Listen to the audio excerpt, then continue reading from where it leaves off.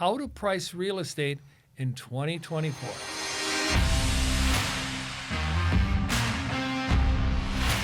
Heather, thanks a lot for being here with me today. I really want to talk about what we're going through in 2024. We're starting to see where the puck is going and where we should be skating through. We want to take away the stress for a lot of people right now in real estate, and I think it's real important that we spend a couple minutes here just expressing to people the changes we're seeing now and what we anticipate in the future.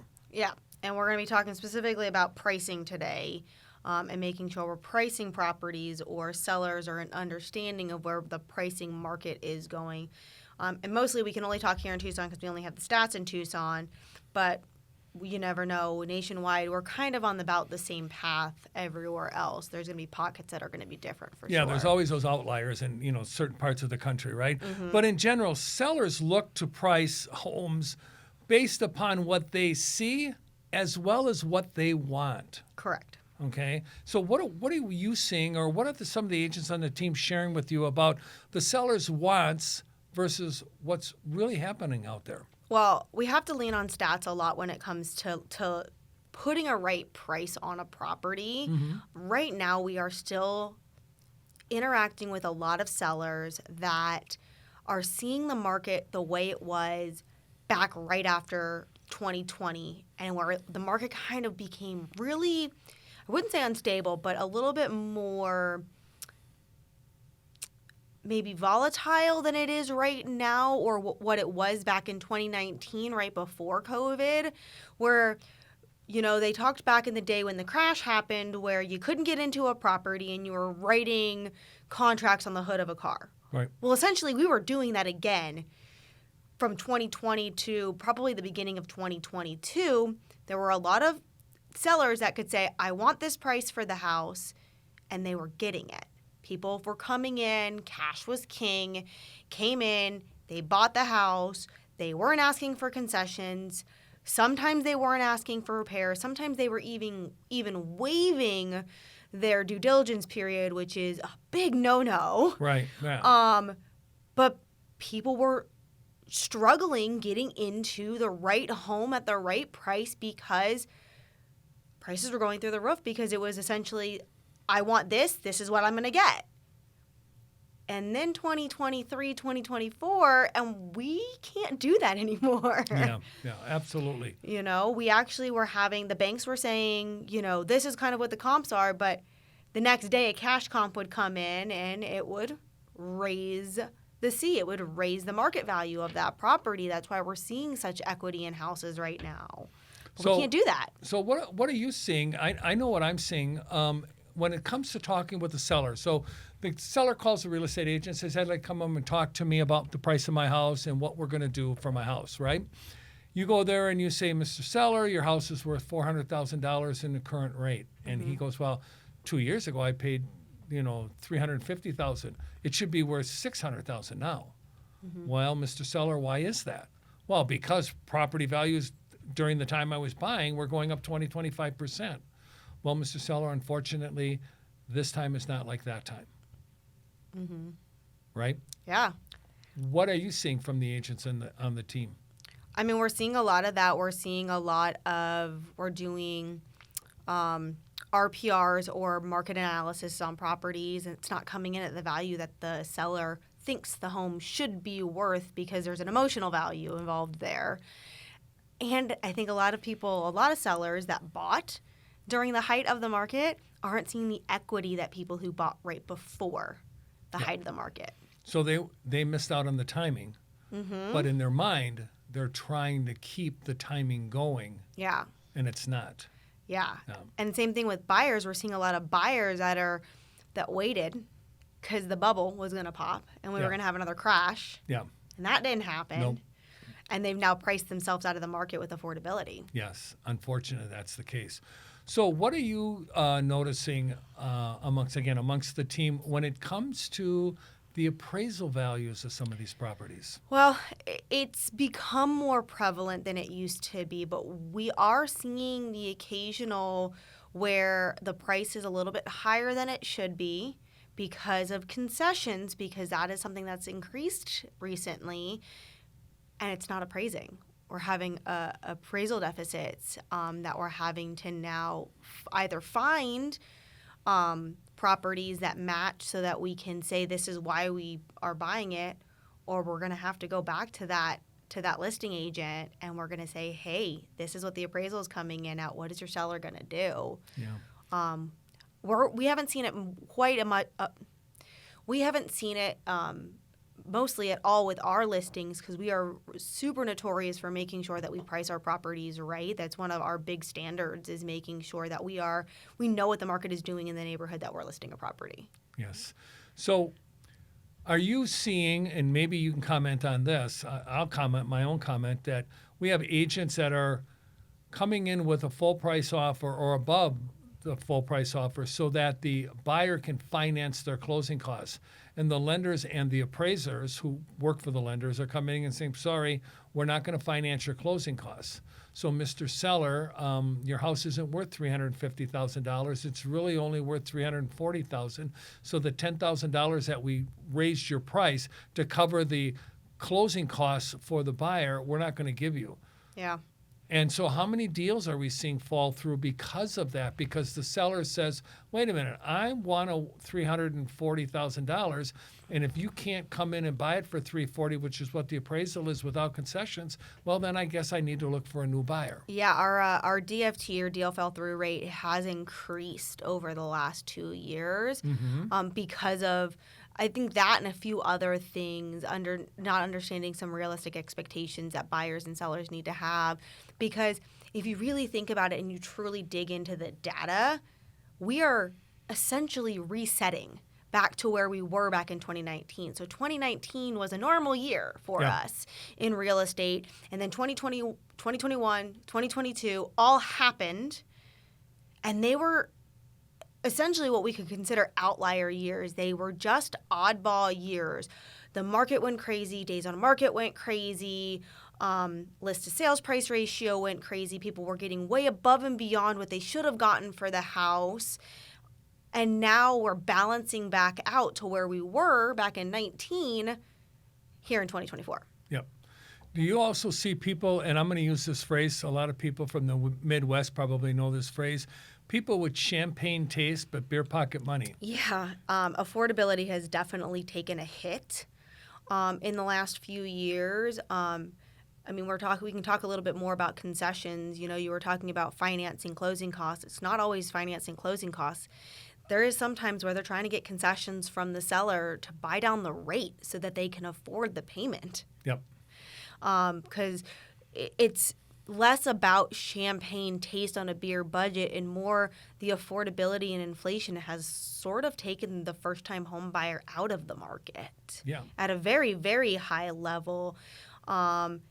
And if sellers keep pricing the way they think they should price, and being so, maybe unwilling isn't the right word, but not being able to see the bigger picture and being able to come into a little more realistic number according to where the market stands, we might see a little bit more of that, especially if cash comes into any market. Yeah. Do you see a point at which the lending institutions will more institutionalize 40-year mortgages to allow people to come in and pay less per month? Or do you start seeing the first-time or second-round buyer, instead of looking for the 2,500 square foot 4-bedroom home, looking for a 1,950 square foot 3-bedroom home and being satisfied with that? I think they're definitely going to look at other options. Maybe something smaller with an ADU where they can get some type of subsidy by renting it out to get something coming in to help pay their mortgage. Hey everyone, we want to interrupt this episode to let you know that we are a Keller Williams Southern Arizona franchise. We are also realtors practicing equal housing. Now let's get you back to the podcast. Okay, so an ADU, tell us what that is. An additional dwelling unit or a guest house is the more common term for it. I don't know if Tucson's the only one that uses the term ADU, but not a duplex. Don't confuse it with a duplex. No, this is a completely secondary unit within a property. Like essentially a tiny home behind a single family house. So like a college student could use it, or you could rent it out for like a week or two for winter visitors Yep. or summer visitors. Yep. Or, two friends could buy, one could live in the main house and one could live at the back unit. Yep. Okay, interesting. So tell me a little bit about the contingencies we're starting to see in the marketplace here. Well, contingencies were normal. I'm going to say back in the day, but it was really only like 2018, 2019. And what we're talking about contingencies is we're talking about sale of home contingencies, okay, which are in other parts of the country are very, very common. But here in the Tucson area, they're not very common at all. Yeah.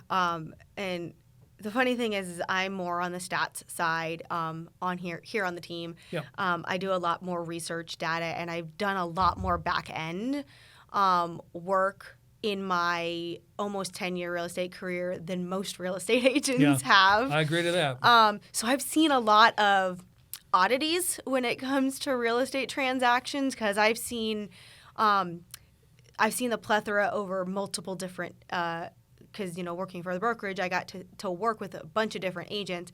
I remember one transaction that I worked with helping an agent on, and it was a 7-leg buyer contingency transaction.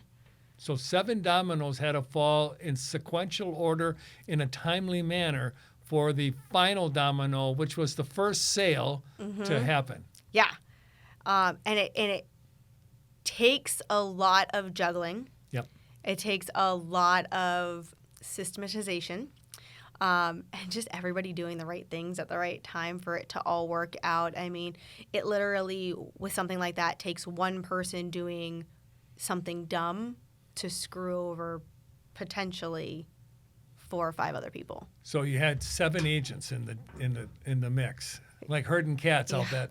Yeah, 7 agents, multiple brokerages, and plus the clients on top of that, just making sure everybody stays in line. So, but those contingencies were very normal.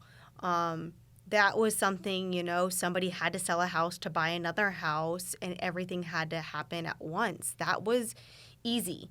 1 or 2 here, 1 or 2 there. 2018, 2019, normal. 2020, that couldn't happen. 2021, essentially, if you wanted the house, you had to be able to put that cash down now. Yeah. So we didn't see a lot of that. And now we're starting to see that again where people are in a house, they want to upgrade, or they want to downgrade, and they're having to sell their house to afford another one. Yep. So Interesting. Well, Heather, there's price reductions that are skewing the price ratios that we have here now. So what we're starting to see is the list to sale price changes. yeah. So a lot of markets track this. Really, it's essentially what you list the property for versus what you actually sell the property for. And you want to see a very narrow margin there. You want to see it at 100%. Between 98 and 100% is pretty normal, depending on how you price the property. If you price the property right, you're going to get 100 or more because you've done your research. You know what it's going to sell for because that's what the market says it sells for. Yep. 98 is for those that I want to just get a little bit more out of it if I can, or we go up just a little bit knowing the market's there for it. But I have to do concessions for it. Those kinds of things. In 2022, let me look at my data really quick because I did a lot of research to make sure I could see where our top end and our low end is. So 2019, we started out at 98%. That was the average list to sales price ratio. So 2% off of the asking price. 2% off of the asking price. Right now, as of December 2023, we're at 98.5. So we didn't hardly move at all.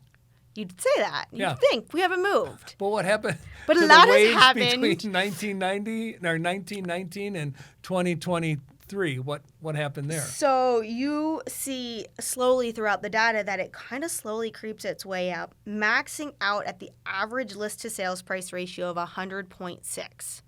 So people were getting more than what they were listing it for because people were coming in and going, I want this house, I'm going to pay more just because I want this house. And it was a bidding war. Yeah. People were bidding it up. I know we had one where we sold it for $60,000 over list price, because we got into a bidding war with 2 or 3 clients that, It's like 14% above list price. yeah, like somebody really, if you really want the house, some people will just pay what it is because they've got the cash to do so. Yep. But because of that, we were seeing things like 5 and 6 days on the market or less a lot of times. And that's your average. You know, you were seeing 5 or 6 days on market there, you know, maybe 10. But there were a lot of properties that the second they were listed, they were gone. Oh, yeah. They Or were they like were gone before hours. they were listed. Yeah, they were hours or less on the market. Yep. And so between 2019 and 2020, our days on market dropped 20%. And then from 2020 to 2021, it dropped 63%.